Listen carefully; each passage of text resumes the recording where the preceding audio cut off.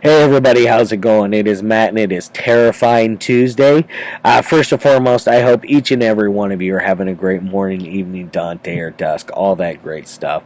Please do like, share, and subscribe because I love seeing that. It does make my day a lot brighter when I see that. And then you guys can please leave comments because I do love hearing from each and every one of you on my reviews of these films. And then always look in the description box, like I say every day. Look in the description box. There's always more information on the daily film, such as your basic synopsis, your starring cast, your director, the runtime of the cut I am watching, along with the MPAA rating, if there is one, some trivia, if there's anything worthwhile mentioning, which today there's a couple little blurbs that I definitely wrote down, which we'll get to later on. And then there's a link for a trailer. And if there's never a link for a trailer, there's going to be a link for a scene. Whoops, I didn't mean to flip you guys off there. Didn't mean to do that. But it somehow happened. Anyways, there's always going to be some more information in there for you guys to look at every day. Now let's get on to the movie of the day. Today's movie is a very interesting one. I do really like it. It is a fun Jaws ripoff. It was like 10 years later or something like that. They made this movie. It's one that reminds me of the movie Alligator with Robert Forster, which I really, really love. Or what is it? It's called like Great Alligator River. Crap. It also runs by the title of Alligator. It's another Italian film, which is a Jaws ripoff, which is just amazing as well. It's one of those that I think is directed by Sergio Martino, if memory serves me correct. I'm probably 100% wrong, but that is okay. I'm not perfect. Nobody's perfect. Now, speaking of perfect, boy, I've been having a hell of a time recording today's video. This is like my 40th try or something like that. I have done nothing but flub, and flub over my lips and trip over my tongue and just saying stupid crap. Like I always do. I say stupid crap. That was real literate, man. Anyways. Let's get on to the movie of the day, guys. It came out way back in 1989. It is a 31-year-old film, and it is none other than Killer Crocodile. And this one came out from Severin Films. It is a double-sided slip cover on here, which I do really like that artwork. I think it's really nice, but I'm not gonna lie, I'm not really too hip and keen on these things because this one for sure is very flimsy and seems like it would damage very, very easily. So I'm going to go set that aside over there because I really like this artwork more. I don't know why. It's basic. It works. It just screams Italian crocodile movie. I don't know why. It just gives off that vibe. And like I said, this came out from Severin Films. This one does have a few special features on here. We got a interview with Gianetta De Rossi, who is the man, the myth, the legend, who did the special effects for this and many other amazing Italian films and just films across the world. The guy is just amazing. The guy doesn't get enough credit. I definitely check out his stuff. If you do not know who Gianetta De Rossi is and you're watching my videos, you need to go and check him out because he's one of the greats. That's all I'm going to say. And then we got the Fearless Crocodile Hunter interview with Pietro Giroudi, whoever the hell that is. We got another feature with an interview with Richard Crenna Jr., who is our star in this. He's a fun character. And then there's another thing in here with one of the cinematographers, another feature on there with an interview on him. And there is no reversible artwork on this one, just to let you know. I'm not too sure on Severin. I have like probably like 20 or 30 of their titles, but I don't have many of the newer black case ones. This is, I think, one of my first of the new ones, because their stuff can be a little pricey. I'm not gonna lie.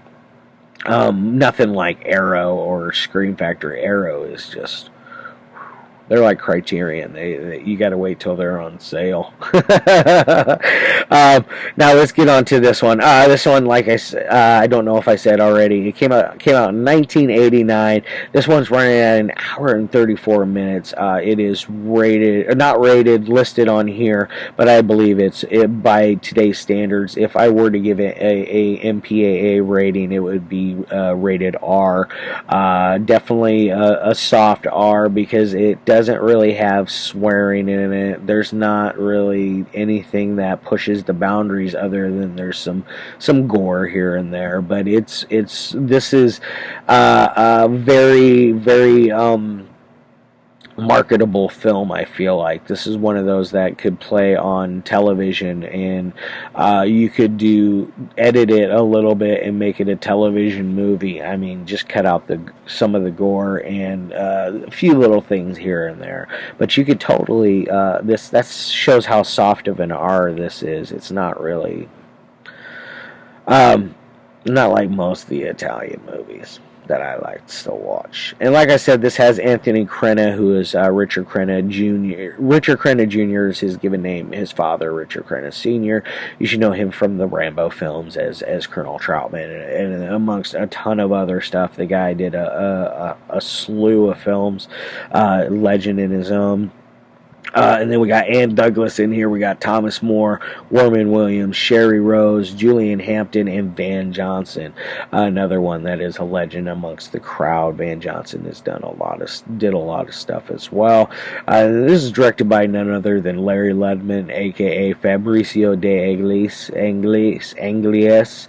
I'm sorry, I know I murdered that one, but it is a Italian director that is running under an English name, which a lot of those old Italian films did, just because a lot of the they felt that a lot of the American or international crowds would not go to it if it had like foreign names, things like that. So they tried to go with common but uncommon names in the different hemispheres of where they go. And this, what is this one exactly about? It is about a group of ecologicalists, I don't know, like they go to places and check and see where ecological danger is, and they report it. They're kind of like reporters, or I don't want to say protesters, because they're above protesting. They actually do something, but they're going down into this tropical environment, and where word is that there's been a bunch of biochemical stuff that's being dumped in it. They go down there and they happen to find this biochemical stuff that's there, and it is loaded with radiation. So they quickly get the hell out of there. All the while they are running from a killer crocodile. Not only them, but everybody else around them. There is some carnage on here where the crocodile will attack the boats, and it just attacks everything. And then there's a whole really cool story with he's like our for our Jaws ripoff, he's our Robert Shaw character. I think that's who played in that one. But anyways, sorry, my memory is not working very well today, and I probably shouldn't be doing a review, but I'm going to do a half-assed one, or at least give it my best for you guys. But there's a whole story with their grizzly, rough man that comes in and helps them kill the crocodile. He has a lot of history with crocs, and he likes to. His favorite weapon I noticed in the movie was shoot a croc with a 12 gauge shotgun, which just it was like boo, boo, boo, bouncing right off of him. It didn't do anything, didn't do squat. But there's a whole thing with him and the Jesus, Matt. Environmentalists, let's call them that. Environmentalists kind of clash at first because the environmentalists they just want to get out of there and report what's going on. They don't want to have anything to do with Croc, but they get attacked along the way. And they lose people, and they decide they're going to go on and try to find them. It's weird. There's like goofy little holes in this. Like they just like one night one of the girls gets attacked by the croc. They don't hear it. Blah blah blah blah. The standard disappearing out, going out to get some water or go pee thing, and you get killed. Typical of that. But they don't hear anything. They don't see anything of her. They decide they're going to go on anyways, thinking that she went elsewhere. After they kind of like half-assed looked around for her. Kind of weird. And then there are several times where they've been the croc, I almost said alligator, but the croc will attack the boat and attack them, and the scene will quickly, abruptly, like, change. Like, they'll all of a sudden be ashore when they were, like, taking water in, or they just took a very, very rough attack, one of those kind of things. It's just got weird, goofy little holes in it like that. I never once really, one thing I joked about when I watched it was I never saw them actually, like set sail or dock. I never saw them at the dock really. Never saw them coming in or leaving it. They were just always there. But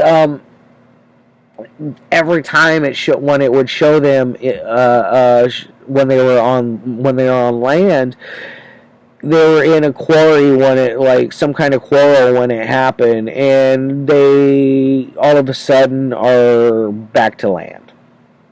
I don't know. It was kind of wonky. As far as ratings go for this thing's a technical side, this thing's like a 2 out of 5. It's not a masterpiece by film or cinema in general. It's not very good. Much like today's review. I'm sorry, guys. This is just rough. So I'm gonna hurry up and get out of here. We're on 13 minutes. I got shit to do. So we're going to give it a 2 out of 5 on the technical side. On the entertainment side, this thing's probably a 3 or a 4. This is like a 5 out of 10 kind of movie, 4 or 5 in my opinion. It could be better. It could be much, much, much worse. Yeah. Alright guys, I'm going to get out of here. I'm sorry for the piss poor review today. I'll make up for it tomorrow. I'm not 100% what I got lined up, but I think I might have something for you. Alright. Love your faces.